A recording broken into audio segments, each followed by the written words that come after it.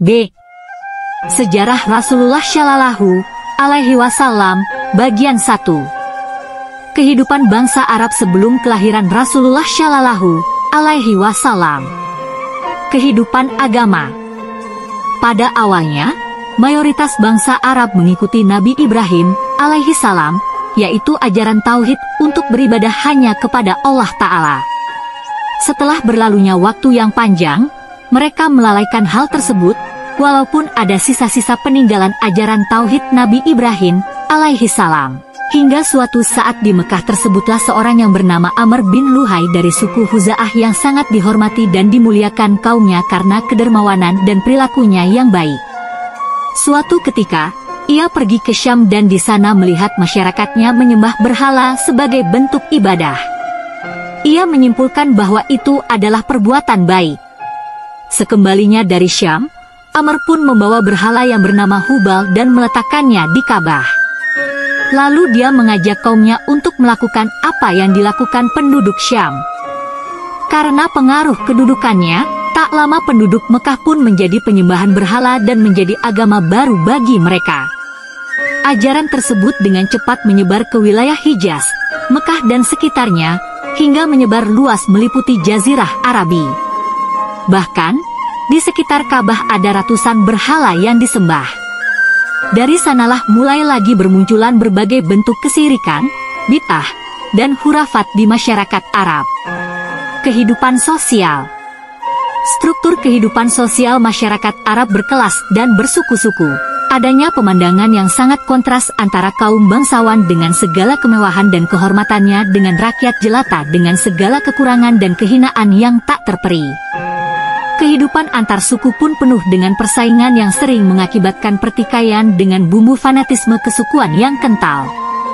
Setiap anggota suku pasti membela orang yang satu suku dengannya, tak peduli perbuatannya benar atau salah, sehingga terkenal ucapan di antara mereka. Bantulah saudaramu, baik dia berbuat zalim atau dizalimi. Perlakuan terhadap wanita juga tak kalah zalimnya. Laki-laki dapat melakukan poligami tanpa batas, bahkan dapat menikahi dua bersaudara sekaligus. Demikian pula mereka dapat menceraikannya sesuka. Sementara itu perzinahan merupakan masalah biasa. Bahkan ada suami yang memerintahkan istrinya tidur dengan laki-laki lain semata-mata ingin mendapatkan keturunan mulia dari laki-laki tersebut. Kelahiran anak perempuan menjadi aib yang berat mereka tanggung. Bahkan dikenal di sebagian mereka istilah wadul banat, mengubur anak wanita hidup-hidup. Perjudian dan minuman keras juga merupakan hal yang sangat lumrah dilakukan di tengah masyarakat, bahkan menjadi sumber prestise tersendiri. Kesimpulannya, kondisi sosial mereka sangatlah parah, sehingga kehidupan berlangsung tanpa aturan layaknya binatang. Kelahiran Nabi Shallallahu Alaihi Wasallam. Rasulullah Shallallahu Alaihi Wasallam dilahirkan pada hari Senin pagi 9 Rabiul Awal, tahun Gajah. Bertepatan dengan tanggal 20 atau 22 April 571 M, banyak pendapat ulama tentang kapan waktu Nabi Muhammad dilahirkan. Pen. Beliau Shallallahu Alaihi Wasallam dilahirkan dari suku Quraisy, yaitu suku yang paling terhormat dan terpandang di tengah masyarakat Arab pada waktu itu. Dari suku Quraisy tersebut, beliau dari Bani Hashim, anak suku yang juga paling terhormat di tengah suku Quraisy. Rasulullah Shallallahu Alaihi Wasallam lahir dalam keadaan yatim. Karena bapaknya, Abdullah telah meninggal ketika ibunya, Aminah mengandungnya di usia 2 bulan. Setelah melahirkannya, sang ibu segera membawa bayi tersebut ke kakeknya Abdul Muthalib. Betapa gembiranya sang kakek mendengar berita kelahiran cucunya. Lalu dibawanya bayi tersebut ke dalam Ka'bah, dia berdoa kepada Allah dan bersyukur kepadanya. Anak tersebut kemudian diberi nama Muhammad, nama yang belum dikenal masyarakat Arab waktu itu. Lalu pada hari ke-7 setelah kelahirannya, Rasulullah Shallallahu Alaihi Wasallam dihitan. Kehidupan di Bani Sa'ed. Selain ibunya, Rasulullah Shallallahu Alaihi Wasallam disusukan juga oleh Suwaibah, budak Abu Lahab. Kemudian, Sebagaimana adat kebiasaan masyarakat perkotaan waktu itu, ibunya mencari wanita pedesaan untuk menyusui putranya. Maka terpilihlah seorang wanita yang bernama Halimah binti Abi Zu'aib dari suku Sa'id bin Bakar, yang kemudian lebih dikenal dengan panggilan Halimah As-Sadiyah. Sesungguhnya atas kehendak Allah jualah, hingga Halimah As-Sadiyah menyusui Rasulullah Shallallahu Alaihi Wasallam ketika kecilnya.